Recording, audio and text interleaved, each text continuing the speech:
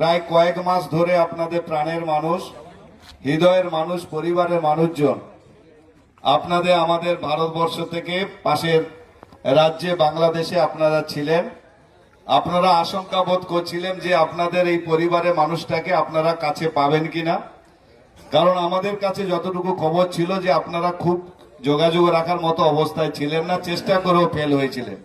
সেই রকম একটা অবস্থায় পশ্চিমবঙ্গের মাননীয় মুখ্যমন্ত্রী এবং আমাদের অত্যন্ত জনদরদী মুখ্যমন্ত্রী আপনারা জানেন মমতা বন্দ্যোপাধ্যায় সব দিক থেকে বাংলাদেশ সরকারের সঙ্গে, তার এমবেসির সঙ্গে সম্পূর্ণভাবে যোগাযোগ করে যাতে আপনাদেরকে আপনাদের পরিবারের হাতে তুলে দেওয়া যায় বা পরিবারের মানুষজন যারা এসছেন আপনাদের হাতে আপনাদের বাড়ির জনকে, বাড়ির মানুষটাকে, প্রাণের মানুষটাকে ফিরিয়ে দেওয়া যায়, তার জন্য আপ্রাণ চেষ্টা করে এরকম একটা সরকারি ব্যবস্থাপনায় এখানে আমাদের নেভির জাহাজ, কোস্টগার্ড, আমাদের সিও সাহেব আছেন, তাদের ব্যবস্থাপনায় আমাদের ওভারক্রাফট দিয়ে এখানকার লোকাল ট্রলারকে ব্যবস্থা করে, লোকাল ম্যানকে ব্যবস্থা করে আজকের এই জায়গায় আপনাদেরকে আমাদের ফেজারগঞ্জ হারবারে মৎস্যজীবী যে বন্দর, এই বন্দরে আপনাদেরকে আহ্বান করা হয়েছে এবং আজকের আপনারা আপনাদের প্রাণের এবং মনের এবং আপনাদের আপনজনকে ফিরে পাবেন। এরকম একটা মহতী সভায় আমরা যাকে পেয়েছি, আমাদের অত্যন্ত কাজ ছিল কয়েকদিন ধরে। তিনি আপনাদের জন্য গতকাল থেকে এখানে খোঁজ খবর নিচ্ছেন, বিভিন্ন জায়গা থেকে নিচ্ছেন যে আপনারা কখন আপনারা এখানে ল্যান্ড করবেন। সেরকম একটা জায়গায় সুন্দরবনের মাননীয় মন্ত্রী, সুন্দরবন বিষয়ক দপ্তরের এবং এই জায়গায় বসে আছেন এই এলাকায় 2001 সাল থেকে যিনি বিধায়ক, বর্তমানে মন্ত্রী, আমাদের হৃদয়ের মানুষ মাননীয় বঙ্কিমচন্দ্র হাজরা মহাশয় উপস্থিত আছেন। আপনাদের এই মহতী অনুষ্ঠানে ওনাকে শ্রদ্ধা এবং প্রণাম জানাই। আপনাদের বাড়ির মানুষ, আপনাদের বিধায়ক, প্রাক্তন মন্ত্রী আপনাদের সঙ্গে সুখে দুঃখে সর্বদা থাকে। আপনাদের প্রাণের হৃদয়ের মানুষ, আপনাদের বাড়ির ছেলে বললে হয়, মন্টুরাম পাখিরা মহাশয়, বর্তমানে বিধায়ক কাকদ্বীপ বিধানসভা, তিনিও আপনাদের সঙ্গে সামিল হওয়ার জন্য, আপনাদের পরিবারের সঙ্গে সামিল হওয়ার জন্য আজকে সবাই উপস্থিত আছেন। ওনাকে শ্রদ্ধা প্রণাম জানাই। আছেন আমাদের কোস্টগার্ডের কমান্ডিং অফিসার সিও সাহেব, তিনি কয়েকদিন ধরে অক্লান্ত পরিশ্রম করে যাতে সরকারি ব্যবস্থাপনায় আপনাদেরকে বাংলাদেশ থেকে রেস্কিউ করে আমাদের ইন্ডিয়ায় এই কোস্টগার্ডের মধ্য দিয়ে আপনাদের পরিবারের হাতে পৌঁছে দেওয়া যায়, সর্বতভাবে সহযোগিতাটা করেছেন। আজকের ওই সভায় উপস্থিত আছেন, ওনাকে আমি শ্রদ্ধা জানাই। মাননীয় মহকুমা শাসক, আপনাদের কাকদ্বীপ মাননীয় এসডিও হিসাবে চিনেন, মহকুমা শাসক, তিনিও আজকের এই সভায় উপস্থিত আছেন। আমাদের এখানে এসডিপিও সাহেব, আমাদের এখানকার আপনারা জানেন যে আমার পাশে তিনি আছেন, তিনি এখানে উপস্থিত আছেন। মাননীয় বিডিও সাহেব আছেন, ডেপুটি ম্যাজিস্ট্রেট সাহেব আছেন, সঞ্চালনা করছেন। গতকাল থেকে আপনাদের খোঁজ খবর নিচ্ছেন মাননীয় সভাপতি, আমাদের নামখানা পঞ্চায়েত সমিতি অভিষেক দাস, এখানকার লোকাল পিএস এর মাননীয় আধিকারিক বা বড়বাবু, তিনি এই লোকাল পিএস এর, তিনিও ত্রিদীপ বাবু, তিনিও আছেন।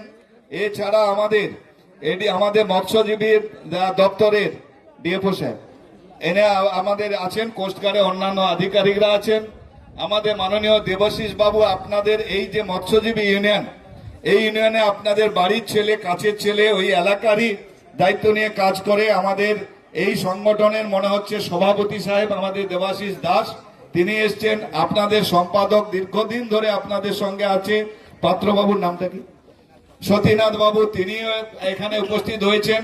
এবং সর্বোপরি আপনাদের যারা ট্রলারের মালিকজন, যারা আপনাদের নিয়ে মানে কয়েক দিন ধরে, কয়েক মাস ধরে চিন্তায় ছিলেন, যোগাযোগে ছিলেন, স্বাভাবিকভাবে আমি দেখেছি তারাও এখানে উপস্থিত আছেন।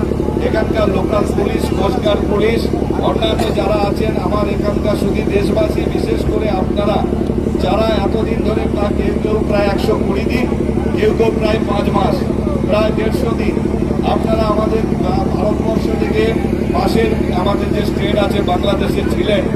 আমরাও খবরটা পেয়ে খুবই মর্মাহত ছিলাম এবং আমরা লক্ষ্য করেছিলাম যে আমাদের মাননীয় মুখ্যমন্ত্রী যেহেতু বাংলায় তিনি আছেন এবং যেহেতু তিনি জনদী, আপনাদের জন্য সর্বদা চিন্তা করেন, আপনাদের জন্য নিশ্চয়ই আপনাদের পরিবারের হাতে আপনাদের ফেরত দেবেন। আমি জানি যে এখানে কোস্টগার্ড যারা কাজ করেছে সেটা বড় কথা না, বাংলাদেশের ব্যাপারটা নয়, একটা ফিশিং করতে করতে আরো অনেক সময় আপনাদের অজ্ঞাতর কারণে আপনারা হয়তো সেটা বুঝতে পারেন না, কোনো সময় জলসীমা আপনারা লঙ্ঘনটা করে যান। কিন্তু আমাদের মধ্যে দেখেছি ভারতবর্ষের মধ্যে বাংলাদেশে অনেকে ফিশিং করতে চলে আসে, কিন্তু আমাদের সরকারের এত লেবারেল মাইন্ড, এত মানসিকতা, মানবিকতা, তারা কিন্তু এইটাকে উপেক্ষা করে। কিন্তু বাংলাদেশ সরকার এইটাকে নিয়ে অনেক গরিবেশি করেছে। আমি বক্তব্য দীর্ঘায়িত করতে চাই না। আমাদের মাননীয় মন্ত্রী সাহেব আছেন, আপনারা আছেন, তারা বলবেন। শুধু একটি কথা আপনাদের বলতে চাই, সরকার অনেক আছে, অনেক চলে যায়। আমি দীর্ঘদিন প্রশাসনেও দেখেছি যে সরকার এসেছে, মৎস্যজীবী ভাইরা বিপদে পড়েছে, জলে পড়েছে, তারা সেখানে ট্রলারডুবি হয়েছে, তাদের পরিবারে অনেককে মারা গেছে, পরিবার তাদের আপনজনকে হারিয়েছে। কিন্তু এইখানে যতবার আপনারা মাংস ধরতে গিয়ে যাদের পরিবারের লোকজন ট্রলার অ্যাক্সিডেন্ট ঘটেছে, আমাদের সরকারের জনদরদী মুখ্যমন্ত্রী তার নির্দেশে আমাদের মাননীয় মন্ত্রী সহ আমরা এবং আধিকারিকরা আপনাদের পাশে দাঁড়িয়ে রেস্কিউ করিয়ে আপনাদের বডিটাকে পোস্টমর্টম করে বাড়িতে পৌঁছে দিয়ে সরকারের পক্ষ থেকে আমাদের মাননীয় সাংসদ অভিষেক বন্দ্যোপাধ্যায় হাত থেকে তার সাহায্যের হাতটা আপনাদের বাড়িতে বাড়িতে রাত্রে গিয়ে পৌঁছে দিয়েছি। এবং আপনারা জানেন যে আপনারা যারা মৎস্যজীবী, যদি মৎস্যজীবীদের ডিজিটাল কার্ড থাকে, কিভাবে 2 লক্ষ টাকা করে আপনাদের হাতে পৌঁছে দেওয়া হয়েছে। যারা প্রাণ হারিয়েছিলেন, যারা সেদিনকার দুর্ঘটনায় যারা জীবনটা যাদের চলে গেছিল, এইরকম একটা জায়গায় সমুদ্র সাথী প্রকল্পে 2 মাস আপনারা যেতে পারবেন না বলে বাড়িতে জন্য 10,000 করে 5,000 করে টাকা একটা সরকার কতটা চিন্তা করেছে আপনারা বুঝতে পারবেন। এছাড়া অনেক আছে, আমি আর বিস্তারিত বলবো না, শুধু একটি কথা বলবো যে অনেক সরকার চালাতে গিয়ে অনেক কথা শোনা যায়, অনেক কিছু বিস্তার হয়, কিন্তু এরকম একটা মানবিক, এরকম একটা হৃদয় দরদী, এরকম একটা সৎ, নিষ্ঠাবান, দায়িত্বশীল, পরিশ্রমী মানুষের জন্য ভাবে, গরিব মানুষের জন্য ভাবে, কৃষক মানুষের জন্য ভাবে, মৎস্যজীবী মানুষের জন্য ভাবে এবং বাংলার সমস্ত মানুষের জন্য ভাবে, সে হচ্ছে বাংলার মুখ্যমন্ত্রী মমতা বন্দ্যোপাধ্যায়। আর মমতা বন্দ্যোপাধ্যায় যতদিন থাকবে আমার মৎস্যজীবী ভাইদের কোনরূপ সমস্যা হবে বলে আমি মনে করি না। তাই আপনাদের কাছে আমি মাননীয় মুখ্যমন্ত্রীর এই যে ভূয়সী প্রশংসা করলাম, এই জন্য তিনি আপনাদের হয়ে আন্তরিকভাবে যেভাবে রেস্কিউ করে আপনাদের বাড়ির মানুষকে পৌঁছে দিচ্ছে, তার জন্য পুনরায় তাকে আমি শ্রদ্ধা জানাই। উপস্থিত ব্যক্তিদের আমার পুনরায় শ্রদ্ধা, প্রণাম, ভক্তি এবং শ্রদ্ধা জানিয়ে আমার বক্তব্য শেষ করছি। প্রত্যেকে ভালো থাকুক।